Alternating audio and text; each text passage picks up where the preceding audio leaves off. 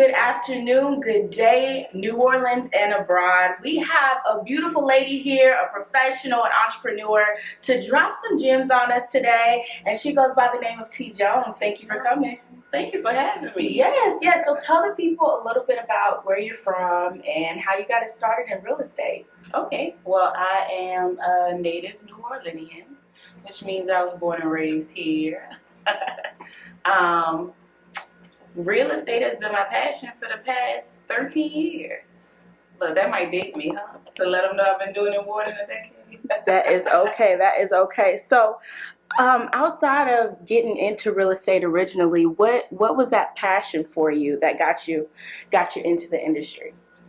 Well, I can be completely transparent and say that I grew up in public housing. So home ownership is something that is near and dear to my heart, right? So many of my first-time buyers were people transitioning from that same kind of background. So it just it meant a lot to be able to say, this land is your land, this land is my land, and now you own a piece. I love that. Come on for the freedom talk. I love that. All right, that's what we're all about here. Now, tell us this. What is that one tip that you wish you knew getting started in real estate? Ooh. I think the biggest thing for the buyers is that it's never too early. You know how people say, oh, I'm just going to pray on it. Maybe the time isn't now. I'm going to wait. The prices never go down. It's true what they say. Yesterday's price is not today's price. Come on. Yesterday's interest rate. That part. Is not today's interest rate. So the gem is the time is always now. The time is always now. Okay. Now, with that being said, we like to really cater to first-generation business owners, right? So with that being said, what would be a tip that you would give for new real estate agents? Get some coaching. It's the thing that I did not do, right? So I been in the business 13 years, never worked for a big company, never had a professional coach. I am blessed, or have been blessed, in the past, to say that 98% of my business is just referral. Like, I literally just bought leads less than 6 months ago. And it was my first time doing it. The upside is I have a passion for it, I'm good at it, and I get it done, right? The downside is that corporate structure and that professional training, it gives you a certain kind of edge, because it's not rocket science. It's something that you can do once you know the blueprint. Come on. So go get the help you need, invest in yourself, and you're going to be better than I was when I started. Come on, you better encourage the people. Okay, now I don't want to give too much away, because y'all might need to get a consult if y'all want all the gems. But what's something that you could give the people for free? Maybe an app, a tool, a website that you use when it comes to your real estate work? So I have agents who swear by a CRM system. Because I'm a real estate broker, so I carry licenses for other agents. Come on, broker. They swear by it, and I can be clear when I say the fortune is in the follow-up. So invest in a CRM, whichever one fits your price point, even if it's a free one, because they have free ones. But the reach back is what gets you the success. The reach back gets you to the table. Now, a lot of people who've been in whatever industry for an extended period of time know that the fortune is in the follow-up, right? But what do you think stops new agents from really implementing that? I think that to a certain extent, people believe that when you become a real estate agent, then it's a new brand and it's a new personality. It's just this new thing that you have to embody, and it's not true. Because your first clients will be 1 degree of separation away from you. It's going to be family. It's going to be friends. If it's not family and friends, it's their friends and their coworkers. So to nurture your sphere is the first thing to do. These people already know you. They already trust you. So they know you'll move in their best interest. So I think new agents kind of think that I have to put on this thing, this what agents, a persona. Yes, thank you. This new embody this new person, because now I'm a real estate agent. When really, it doesn't matter what company you work for. It doesn't matter how long you've been licensed. They will choose you. Mm-hmm. So put your best foot forward and be your best you. Yes. Versus, oh, I gotta go get a suit. I can't wear t-shirts. I can't do this. I can't. And I love that you have exactly. And I love it. And the goals, okay, and the bangles. Like it's given everything it's supposed to give. These were in celebration of my 10th year as entrepreneur. I love it, girl. I used to have some back in middle school, and in high school, and I accidentally threw them away on my lunch tray. Really? I snuck and got them. That's the. Sorry, y'all. I just snitched on myself, but I'm grown now, so it's cool.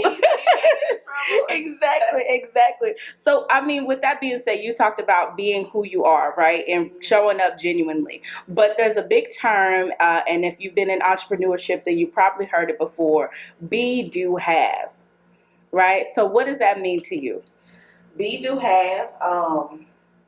Like the ugly side of that, I think, is the fake it till you make it almost. Okay. So I think that if you show up authentically as you, then you are being yourself. You are doing the work, and you will have the results. Like that's what it means. That's exactly it. Yes. Okay. Now, what was one obstacle that you really had when it came to real estate, or just owning your own brand, owning your own identity, and kind of doing it for yourself versus doing it for quote unquote the man? My biggest hurdle, you said? Mm-hmm. So I think the mind does a thing, especially when you're from here, right? So we're from a place where we all speak English, but not really. We all have weird names that we didn't pick ourselves, like that whole thing. So I think mentally I had to go around thinking that I needed to be a certain way. And that's why I push be yourself so much. Because I probably was one of those people that thought, well, maybe I shouldn't wear these jeans. Maybe I shouldn't do this. I shouldn't do that. Maybe I shouldn't just always say my name is Taisha versus, oh, it's T. Jones. You know? I mean, people call me like Taisha. Yeah, but it's a pretty name. Thank you. But it's you are enough. Like that was the hurdle. And it's a very real thing, and it's a transparent thing that people don't want to talk about. Especially for Black women. And just people of color in general, and people who had to overcome their beginnings, right? Yep. So, I mean, you talked about like you lived in like governmental housing, right? So tell me, where was that transition where you were like, you know what, I can do this? So I don't know if I ever really needed a transition, because I've been a dreamer my whole life. Yeah. So you know how you believe, oh, I want this, I want it to look like this, I want it to be this thing. When you're little, you don't know you're manifesting stuff. Ooh. You don't know. But I think it started then. Yes. And I used to read a lot. I still read. Like, I'm just now getting into TV. So my mind would take me places that I wanted to physically go. Yes. So I think that was the transition. Okay. Now, with that being said, because a lot of people, unfortunately, for whatever reason, they didn't read or they didn't know how to manifest even before we knew what the word manifest meant, right? So what is a little nugget that you would give the people who grew up in low-income housing? Or like for me, like even though I was a dreamer, I didn't have my parents. So I was like, man, how am I going to figure all this out on my own? So what's that one nugget that you would give the people that will give them some inspiration or some motivation? No dream is too big, right? Because, thank you, God. Amen. Some things I prayed for a while ago and they arrived, and that's when it dawned on me, why you wasn't dreaming bigger? Because it showed up. It came. It happened. Man, that's a good one. Dream bigger. No dream is too big. Yeah. Okay. So tell the people about your brokerage and who you cater to. So, my brokerage is not boutique anymore. Come on. We are domiciled on the West Bank in Algiers now. I would say that we cater to just one, but it's so many of us with different specialties, right? So I have one agent who is strictly listings. They don't want to work with buyers. They don't want, they don't want the running around. They want the, let me list it, let me market it, let me sell it. Right. They are, sellers agents. I have other agents who are very, very comfortable on the other side of the table. They want the first-time buyers. They want the action of being in and out of houses and seeing different things. So we don't just cater to one. And just recently, I sold 8 commercial Derek and Ooh, I sold 8 commercial. I saw that post. Yes, 8 commercial buildings. So I can't even say that residential is just our niche, because we do commercial as well. So it's not just a one lane thing. Yeah, I agree. So there's a dream for a lot of real estate agents, right? To start selling those big commercial properties, right? So tell the people how you made that transition into, I like to call it getting big boy money. I think I might love that. So the transition was a choice by the actual sellers, and we represented both sides, the buyer and the seller. We worked a residential deal for the owners prior to that, not knowing that they owned that much stuff, but they were impressed. Okay. They were like, okay, you did so well with that. I had this. Come on. And it was a thing, and it happened. I guess the transition happened when we decided to treat the $100,000 buyer, the $100,000 listing, the same as the $1 million. Not even knowing that you put us on this project and it's going to lead to that. But just operating in a spirit of excellence, no matter what the numbers look like, is actually what got us to the big boy money. Come on. If that makes sense. Yes, it's adding that value up front. And so from what I've seen, you have a reputation of excellence, right? Yeah. So what puts you in that lane to want to go above and beyond? Because a lot of people out here have step, right? So what makes you have that drive to be like, I'm going to execute at the highest level? I want to say it's my people first mentality, right? Because the half steppers are doing that because it's in their best interest. If you put people first, you're going to do it the right way. You're going to see it through, and it's going to go well. So how can people avoid these quote-unquote, fly-by-night realtors who don't have their best interest at heart? What is something that people on the market or looking to buy or to sell their home can watch out for? I'll say this. Even though I've been doing it 13 years, energy doesn't lie. So you don't need a veteran expert, but you do need to pay attention to how this person makes you feel, whether or not, if they can't answer a question for you, if they'll go and look and search for the answers. They don't have to be licensed 2 decades, but energy doesn't lie. You'll feel it. They'll know. The fast talkers, they try to put you in something. Okay. When you are a buyer, you are in the driver's seat, right? We assist. We keep you from hitting the curbs. We keep you from driving in a ditch, but we assist, not steer. When you're a seller, then you have to trust us to get in the driver's seat then, because we see the market. We know the ebb and flow of it. We know what's fair, and we know what's going to make it make sense on both sides. For sure. So energy doesn't lie. That's how they're going to avoid a fly-by-night agent that has their own best interests at heart. Okay. Now, with that said, we have our new agents, right? We talked about that a little bit previously. And I was in the industry of timeshare for some time. And one of the biggest things is put people in the picture, because it's going to be them and their children and their family who are going to be enjoying this space. So what's one tip that you would give real estate agents to help their sales, basically, to help them put their family in the picture? On the selling side, the tip is the house has to appeal to the whole person. So it doesn't need to just be pretty, but it needs to smell a certain way. You need to feel a certain way when they walk in. So if I'm selling an older home and you can tell that somebody 60 plus lives there, and it does need a little updating, but it feels good when you go inside, I'll say something like, look, you got showings at this time, put some cookies in the oven. Oh, yes, I heard that. I was hoping you said that. Okay. Put some cookies in the oven, because when they get there, the house is going to appeal to all of the senses. Like, you walk in and you feel good. You feel like, oh, I'm at auntie's house. I'm at grandma's house. I'm safe here.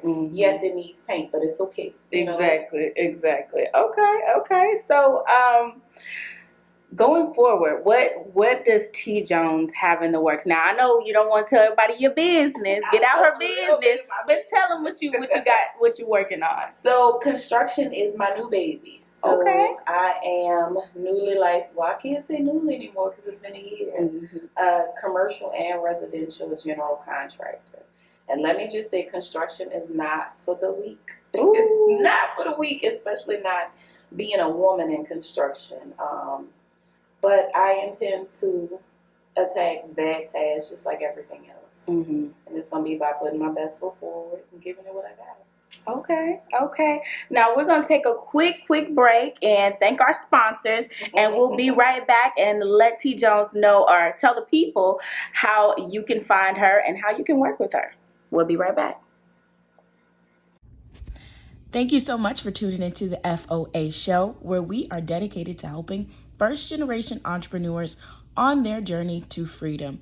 Thank you again for tuning in, and thank you to our sponsors. We'd like to give a special thank you to Rhodes Realty, as well as our listeners, because if it were not for you, there would be no FOA. Thank you so much. Continue listening. All right, we are back with the beautiful T. Jones. And T. Jones, tell the people a little bit more about your brokerage, how they can work with you, and where they can find you on social media and the web. Okay, thank you guys for tuning in. My brokerage is T Realty LLC. We are located on the West Bank, but we do service all of Louisiana, and we have just been recently licensed in Mississippi. So M.I. Kirkletter. Okay. Okay. Whose song was that? I mean, we used to say that in church all the time, but who is that?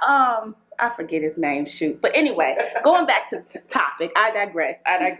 But okay, so tell the people if they're selling a home, if they're buying a home, if they want to build something, how can they work with you? They can reach us via phone at 504-304-3688, 504-430-4979. Would you like me to do the social media? Yes, of course. Okay. So my personal social media is at T Jones Trillionaire on IG, Taisha, not just anybody Jones on Facebook, and at Tri T Realty on IG as well. I love it. Now, one last gem for our freedom owners. So a lot of people don't know what freedom owners mean, right? So we have people might have a car, you become a car owner. You might have a home, you become a homeowner. But when you have a business and you're in entrepreneurship, you become a freedom owner, right? Yes. So tell the people what's one tip you would give them on their way to becoming a freedom owner. Bet on yourself. Bet on you. Period. And that's that on that. Until next time, to my freedom owners, we will return with more gems, more beautiful people, and more connection. And don't forget, the money is in partnership. Talk to you soon. Bye.